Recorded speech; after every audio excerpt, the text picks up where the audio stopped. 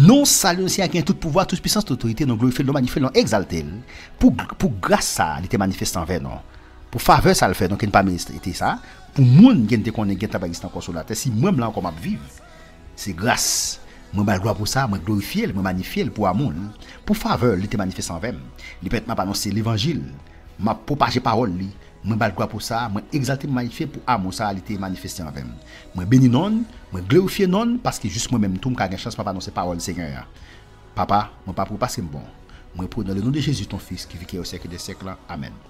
Encore pour monde qui fait qui fait brancher, n'a pas dit ensemble avec vous, il y a un thème qui c'est la fin du monde selon Jésus, mais sujet non c'est l'enlèvement de l'église. Nous t'es avec vous dans la dernière étude nous t'ai gagné la vitesse de l'enlèvement.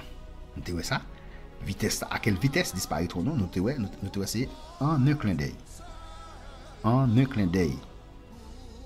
OK? Matthieu 24 verset 27 nous dit que ceci arrivera à la vitesse d'un éclair. Tellement rapide. OK. Maintenant, tant que je t'ai annoncé, nous te dit nous parlons avec vous quatrième fait qui c'est quatrième fait de l'enlèvement, c'est l'heure de notre enlèvement. L'heure. Vous posez la question, John. Donc, peut-on savoir quand ces choses arriveront? Est-ce que nous connaissons qu'il les bagages sont arrivés? On dit la réponse que la Bible nous donne est à claire sur ce point. Écoutez ce que Jésus lui-même a dit là-dessus dans Matthieu 24, verset 33, 36, 44. Il dit, personne ne connaît ni le jour ni l'heure. Grâce monde, pas qu'on ni jour ni l'heure. Donc, ne passez pas votre temps à essayer de déterminer le jour. Mais passez plutôt votre temps à vous préparer pour son retour. Pas passer temps à essayer de chercher jour que ça peut tourner. Pas passer temps à essayer de chercher le lap tourner. Mais passez plutôt votre temps à vous préparer pour son retour. Passez temps plutôt à préparer pour retour. Passez temps plutôt à préparer pour retour. Matthieu 24, par exemple, donne un nombre de signes. Un nombre de signes qui se produiront juste avant le retour du Seigneur sur la terre. Matthieu 24, il baille tout un nombre de signes. Matthieu 24, verset 3, à la question, ses disciples, Jésus énumérait plusieurs indices précurseurs de l'imminence de son retour. Nous avons mentionné 7. Nous avons des faux Christ, des guerres, des famines, des tremblements de terre, vitesse pour augmenter, des martyrs, des faux prophètes, l'iniquité qui s'accroît et l'évangélisation globale. Nous disons ça qui frappe plus, c'est qu'aujourd'hui, des personnes qui jamais auparavant peuvent entendre l'évangile dans leur langue partout dans le monde, par les moyens modernes de la télévision, de la radio et de l'internet. Bref, bien que nous ne connaissions pas le exact retour Christ là, nous ne connaissons pas le exact là, mais si nous savons, ban nous. Si nous savons, ban nous. Afin que nous y préparions. Si nous savons. Et donc, un jour bientôt, je l'espère, Jésus reviendra chercher les siens. Un petit détail intéressant pour nous à relever au verset 15. Par deux fois, Paul utilise le pronom personnel, nous. En relisant ce verset, nous comprenons que Paul croyait à son propre enlèvement en tant que vivant. Laissons simple, n'est-ce pas? L'enlèvement est imminent. Il pourrait arriver à n'importe quel moment. Oui, il peut arriver à n'importe quel moment. Es-tu prêt? Est-ce qu'on est prêt? Es-tu prêt? L'immédiat avec cinquième fait qui c'est l'annonce de notre enlèvement. Verset 16. On a regardé verset 16. Il dit dans 1 Thessaloniciens 4, verset 16. On a regardé verset 16 là.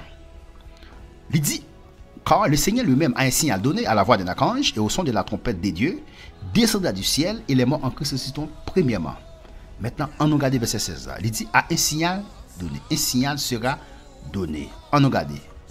Un ordre crié, exactement pareil au cri de Jésus lorsqu'il a ressuscité. Lazare, des morts, Dans Jean 11, verset 43. Lazare, sort. Le monde entier entendra ce cri, mais ne le comprendra pas. Sauf nous, les croyants. Le monde entier entendra ce cri, mais le monde ne pas comprendre. Sauf nous-mêmes, les croyants. Captandil. Verset 16. La voix d'un archange sera entendue. Je n'ai jamais entendu la voix d'un archange. Je n'ai jamais entendu. Et vous? Le seul archange nommé dans la Bible est Michael, dans Juge 9. Bien que d'autres sont mentionnés dans Daniel 10, verset 21, Apocalypse 12, verset 7. Nous ne savons pas si la voix de cet ange sera celle de Michael ou d'un autre. Mais en tout cas, la voix d'un archange retentira. On le saura. Le monde l'entendra. Mais sera dans la confusion. Verset 16 là. Le son de la trompette de Dieu retentira. 1 Corinthiens 15, verset 52, l'appelle la dernière trompette de Dieu. Les trompettes étaient utilisées en Israël pour annoncer des événements importants. Les trompettes étaient utilisées pour annoncer des événements importants. Et dans l'Ancien Testament, lorsque Dieu descend vers son peuple, il est souvent accompagné des trompettes. Dans Exode 19, verset 16 jusqu'au verset 19. Donc le monde entier entendra le son de cette trompette. Ceux qui auront étudié le texte le comprendront. Mais la majorité du monde sera dans la confusion. Waouh! Le Seigneur lui-même descendra du ciel. Extraordinaire! Extraordinaire! Le Seigneur lui-même descendra du ciel. Le Seigneur Jésus viendra lui-même nous chercher. En personne. Il sera parfaitement visible. Et de quoi aura-t-il l'air? Apocalypse 1, verset 7-8. Acte 1, verset 9-11, il dit lui. Le monde entier puisse se voir. Le verset 17 ajoute qu'il descendra jusqu'au nier. Et là, il s'arrêtera. Waouh.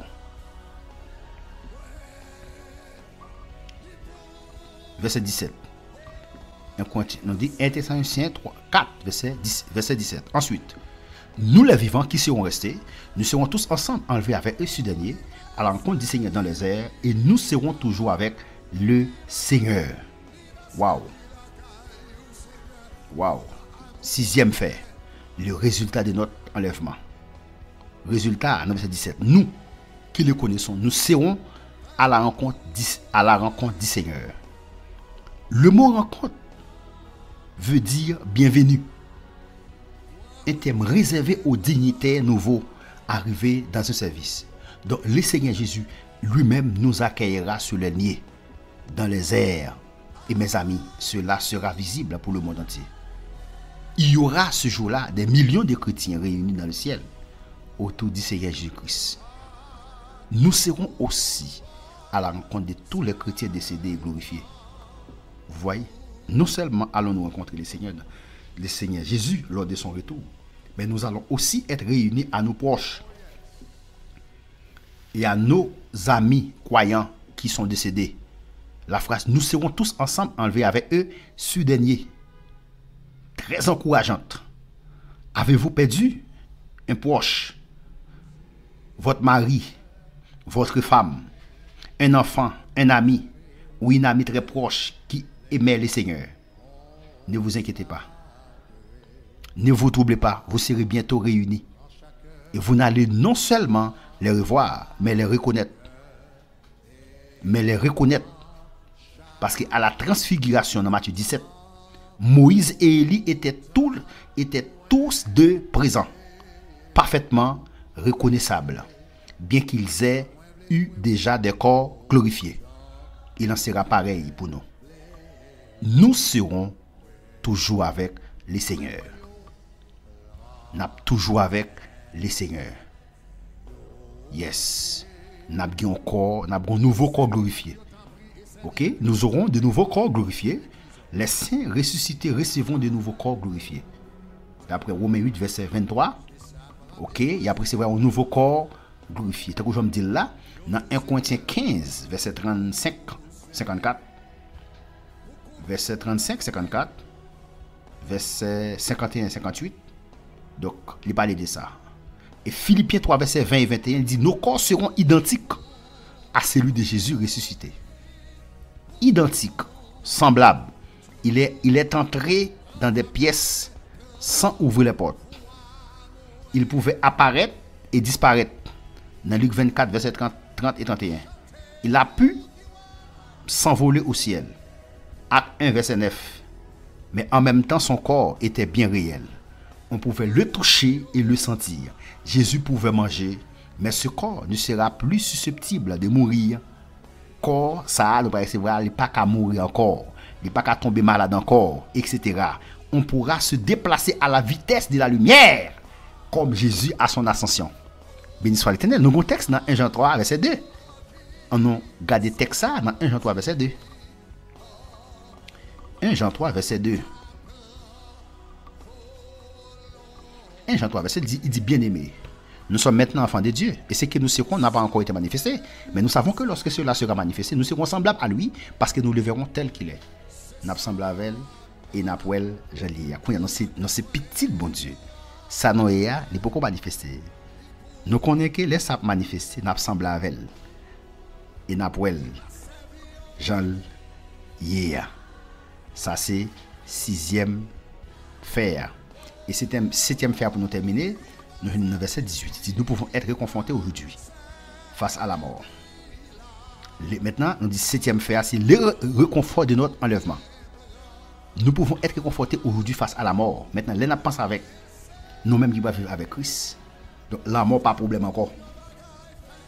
Problème, ça résoudre. Consolez-vous donc les uns les autres par ces paroles. Voyez-vous le côté pratique de cet enseignement? Comme pour les Thessaloniciens, nous pouvons être réconfortés face à la mort d'un proche qui connaît le Seigneur. Car nous savons que pour cet ami, la mort ne sera qu'un passage, le conduisant à sa gloire suprême dans la présence du Seigneur. Mais quel est le fait pour celui qui ne connaît pas Jésus-Christ personnellement? Waouh! 2 Thessaloniciens 1, verset 7-10. 2 Thessaloniciens 1, verset 7-10. Et de vous donner, à vous qui êtes affligés, du repos avec nous lorsque le Seigneur Jésus apparaîtra du ciel avec les anges de sa puissance, au milieu d'une flamme de feu pour punir ceux qui ne connaissent pas Dieu et ceux qui n'obéissent pas à l'évangile de notre Seigneur Jésus-Christ. Ils auront pour châtiment une ruine éternelle loin de la face du Seigneur et de la gloire de sa force. Waouh! Waouh, waouh, waouh, waouh, waouh. Verset 10. Lorsqu'il viendra pour être, en ce jour-là, glorifié dans ses saints et admiré dans tous ceux qui auront cru, car notre témoignage auprès de vous a été cool. Waouh! Ou même cap coûter étude ça, cap coûter l'évangile ça, parole ça, ou besoin faire la paix avec Christ. Ou besoin faire la paix avec Christ, ou pas de mourir sans Christ. Quel est le fait pour celui qui ne connaît pas Jésus personnellement? Problème, souffrance. Il est clair. Il dit, et de vous donner à vous qui êtes affligés, lorsque le Seigneur Jésus apparaîtra du ciel avec les anges de sa puissance, au milieu d'une flamme de feu, pour punir ceux qui ne connaissent pas Dieu. Pour punir les gens qui ne connaissent pas bon Dieu et les gens qui ne obéissent pas à l'évangile de notre Seigneur Jésus-Christ. Ils auront pour châtiment une ruine éternelle, loin de la face du Seigneur et de la gloire de sa force. Pas mourir sans Jésus. Mais bien aimé, ou même qui peut faire la paix avec Christ, pas mourir sans Christ. Je dis à même, si vous avez souffle de vie, soit écouter étude ça, ça veut dire ou encore vivant, pas mourir sans Christ. Ou pas qui doit faire erreur ça, pas mourir sans Christ. Al regarder texte ça, ou bien temps ouais, dans 2 Thessaloniciens 1 verset 7-10, pas mourir sans Christ. Non. Pas mourir sans Christ. Nous pouvons être joyeux de savoir que nous serons récompensés de notre fidélité. Ok? Chacun recevra sa propre récompense. Récompense, c'est couronne. Tout le monde qui travaille pour le Seigneur, prêcher l'évangile, souffrir pour l'évangile, sacrifier vie au temps pour l'évangile. Nous sommes prêts à recevoir couronne. Nous sommes joyeux de savoir que nous participons au festin des noces. Apocalypse 19, verset 7-10, il va dire les noces de l'agneau. Nous, l'église qui est l'épouse de Christ, mais qui en est séparée depuis plus de 2000 ans, sera enfin réunie à l'époux. Le festin des noces peut avoir lieu. Nous sommes joyeux de savoir que nous reviendrons avec Christ. Dans Apocalypse 19, verset 11. 14. Nous retourné avec Christ. Et après période de 7 ans, ça, l'église a retourné avec Christ venu sur la terre. Ok? L'église a retourné avec Christ. Et c'est là ça, bataille d'Armageddon, pour le faire. Il dit ça, oui. Après 19, verset 11. 14. Il dit clair, il dit, puis je vis le ciel ouvert, et voici parut un cheval blanc. C'est lui qui le montait s'appelle fidèle et véritable, et juge, et combat avec justice. Ses yeux étaient comme une flamme de feu, sur sa tête étaient plusieurs diadèmes. Il avait un nom écrit que personne ne connaît, si ce n'est lui-même. Il était revêtu d'un vêtement teint de sang, son nom est la parole de Dieu. Ça c'est non pâle. Son nom est la parole de Dieu. Le verset, son nom est la parole de Dieu. Les armées qui sont dans le ciel les suivaient sur des chevaux blancs, revêtus d'un fin lin blanc pur. De sa bouche sortait une épée aiguë pour frapper les nations. Et il les pètera avec une verge de fer, et il foulera la cuve du vin de la dente colère du Dieu Tout-Puissant. Il avait sur son vêtement et sur sa cuisse un nom écrit, Roi des rois et Seigneur des seigneurs. Et j'ai vu un ange qui s'était dans le ciel. Il cria d'une voix forte, disant à tous les oiseaux qui volaient dans le milieu du ciel, venez, rassemblez-vous pour le grand festin de Dieu, afin de manger la chair des rois, la chair des chefs militaires, la chair des puissants, la chair des chevaux et de ceux qui le montent, la chair de tous, libres et esclaves, petits et grands. Et je vis la bête et les rois de la terre et leurs armées rassemblés pour faire la guerre à celui qui était assis sur le cheval et son armée. Il y avait pour faire la guerre avec Christ. Waouh! Waouh! Nous sommes joyeux de savoir que nous reviendrons avec Christ. Nous avons retourné avec Christ ensemble. Maintenant, Marc 13, verset 32, 37. Marc 13, verset 32, 37. On regarde Marc 13, verset 32, 37. Marc 13, verset 32, 37. Nous lisons ça. Pour ce qui est du jour ou de l'heure, personne ne le sait. Ni les anges dans le ciel, ni les fils, mais le Père seul. Prenez garde. Veillez et priez, car vous ne savez quand ce temps viendra. Il en sera de même, comme d'un homme qui partant pour un voyage, laisse sa maison, remet l'autorité à ses serviteurs, indique à chacun sa tâche et ordonne au portier de veiller.